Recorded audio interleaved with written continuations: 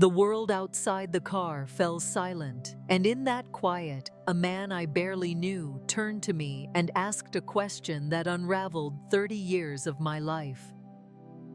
Hello everyone. Today I'm sharing a story about a moment so small it almost didn't happen, yet it changed everything. If this story resonates with you, press 1 in the comments to let me know. Now, let's begin. My name is Carol, and at 54, I'd become an expert in the rules. Not the kind written in books, but the invisible, unspoken ones that govern a woman's life after the children are grown and the house falls too quiet. I'd been married to Robert for 32 years, raised 2 wonderful daughters who now had lives of their own. Our life was built on repetition, a familiar waltz of habits. Love, for me, had become something steady and reliable, like the Earth's orbit, not a brilliant supernova. It was the quiet, the decency, the quiet love for the life I'd built, even as it got smaller and less romantic with time. I believed this was all that was left. But then something happened, a tiny fracture in the flawless glass of my predictable existence. It wasn't planned. It wasn't supposed to mean anything. And yet, it left me questioning everything I thought I knew about myself, who I'd become, and who I thought I'd always be. It started on a gray Tuesday afternoon, one of those bleak November days where the sky seems to press down on the city. My minivan had died again, the 3rd time that month, another metallic reminder of the slow decay of all things. Robert, my husband, was stuck in back-to-back meetings and couldn't get away, so when his colleague, Daniel, who happened to be at the same shopping plaza, offered me a ride home, I accepted without a second thought. I knew Daniel from the few company functions I'd dutifully attended over the years.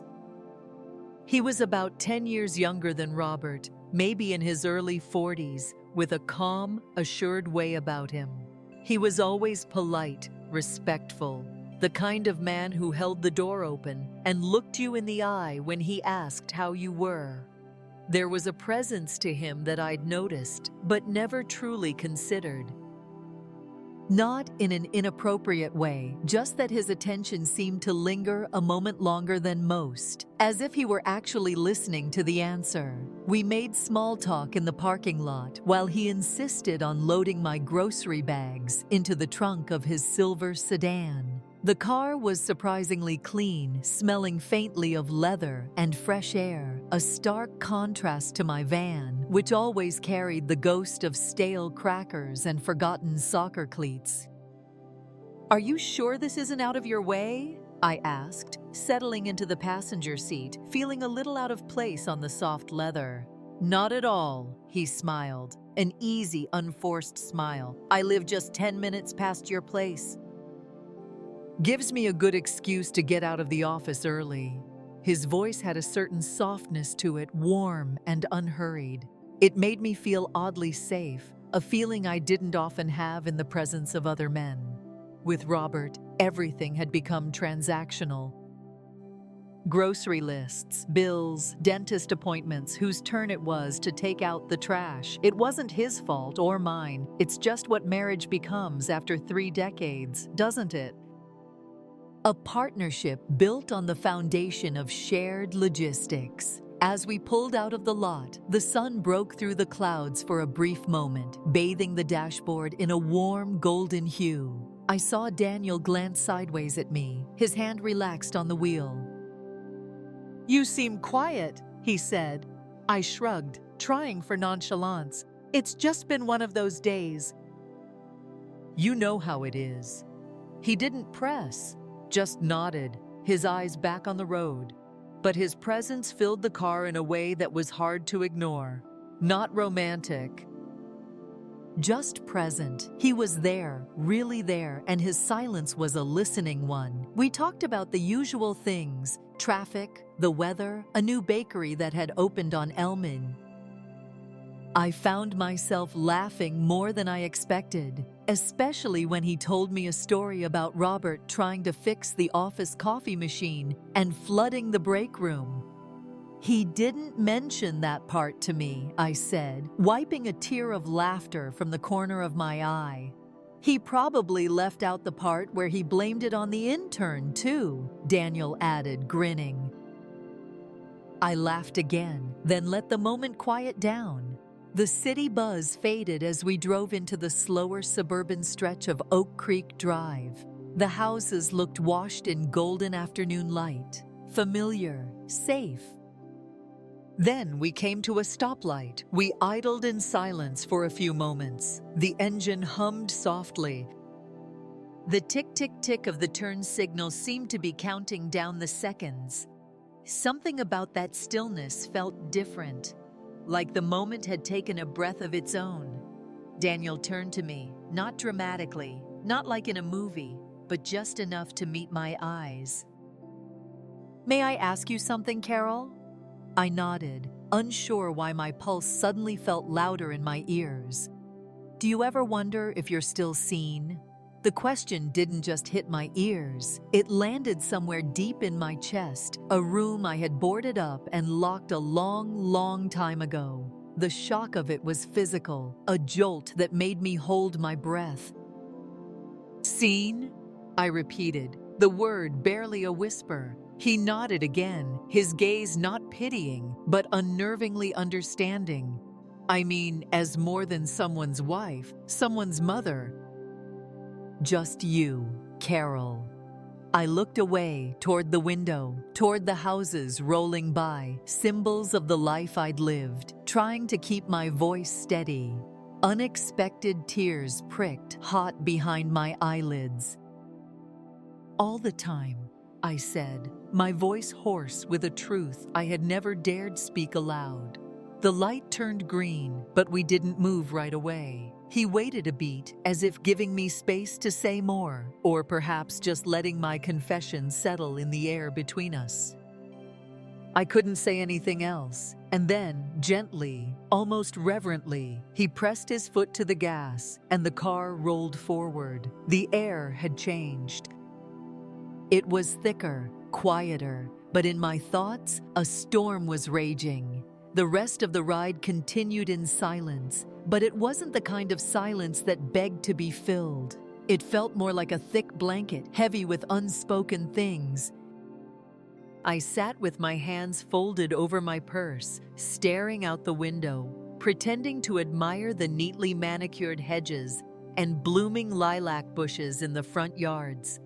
But inside, I was somewhere else entirely.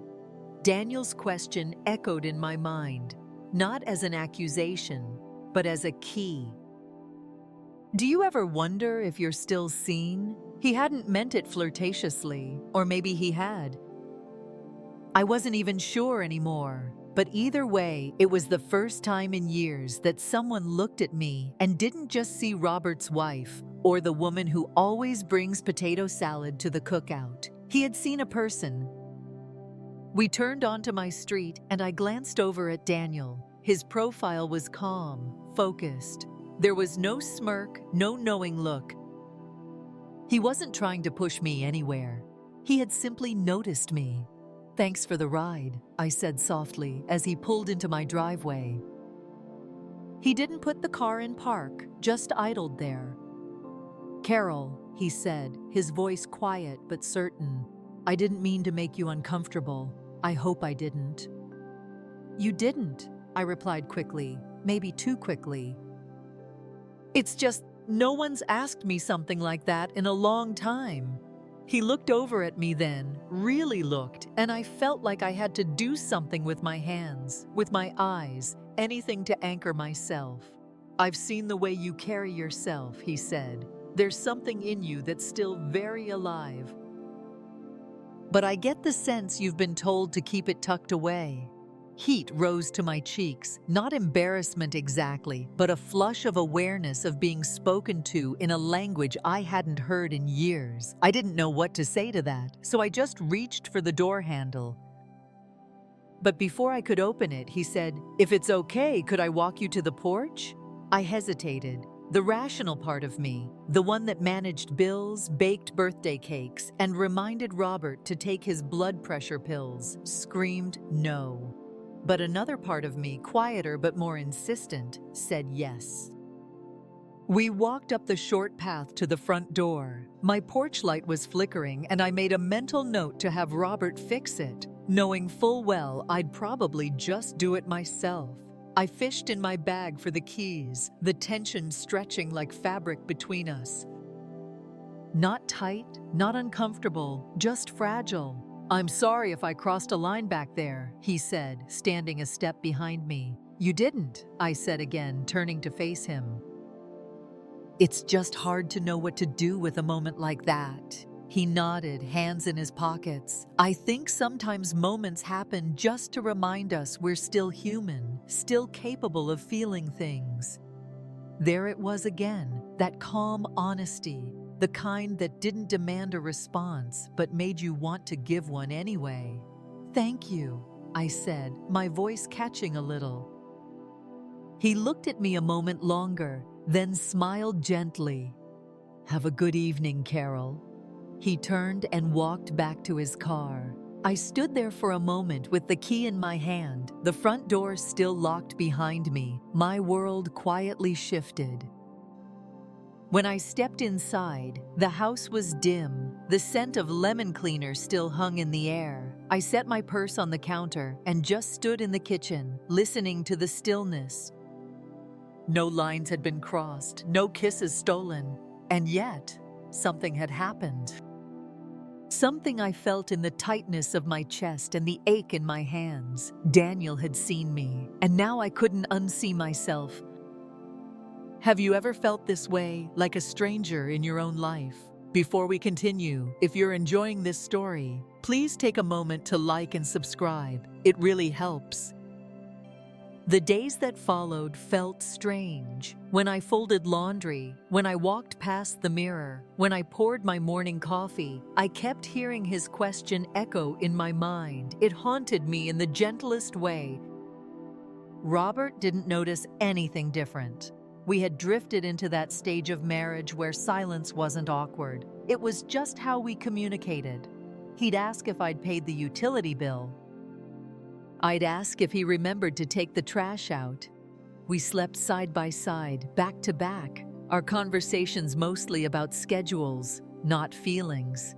I didn't resent him, but there was a growing sense inside me that I had started disappearing, first slowly, then all at once. Then, 2 days later, a text arrived. It was Daniel.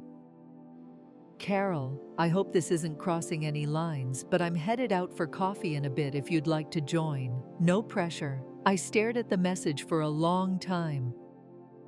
I could have ignored it. Should have maybe, but I didn't. "Me? Where?" I typed back. "We met at a small place on the corner of Chestnut and 3rd, a cozy coffee shop with ivy crawling up the side. I got there early and chose a booth near the back, partly to feel safe, partly to stay unseen." When he arrived, he looked surprised to see me already there. He slid into the seat across from me and gave a quiet smile. "Thank you for coming." "I almost didn't," I said truthfully, stirring my coffee though I hadn't added anything to it. "I know." There was a silence, but again not uncomfortable, just thoughtful. "I've been thinking about what you said," I finally admitted, "about being seen." He leaned forward slightly, listening. I guess I didn't realize how much I missed it. Not attention, but just someone noticing, someone seeing past the surface. He nodded. "We spend so much time taking care of others that we forget to check in with ourselves. It's easy to get lost." "I think I got lost a while ago," I said quietly. Then, without changing his tone or posture, Daniel said, "I don't want to complicate your life, Carol. That's not why I reached out. I enjoy talking to you, that's all." And it was the sincerity in his voice that undid me. Not flirtation, not suggestion, just human kindness. It felt rare, sacred, almost. We talked for nearly an hour about nothing important, and yet everything. Our childhoods, the music we listened to when we couldn't sleep. I told him I used to dance alone in the kitchen when the kids were little, just to feel alive. He smiled like that was the most beautiful thing he'd heard all week. When we finally stood to leave, we hesitated again, that now familiar pause settling between us. As I stepped out into the light, he said, "Carol, if you ever need to talk or just breathe differently for a while, I'm here." I nodded, holding his gaze for a heartbeat longer than I should have. "Thank you." That night, as I lay in bed next to Robert, his back turned to me, his breathing slow and even, I felt something stir inside me. Not guilt, not regret, just awareness. Something had changed, and for the first time in years, I wasn't sure what came next. A week passed. I didn't see Daniel, didn't hear from him, and I didn't reach out. I needed the space to understand what was happening inside me. I walked through my days like a woman carrying an invisible question in her pocket. It wasn't about Daniel. Not really. It was about me. Who had I become?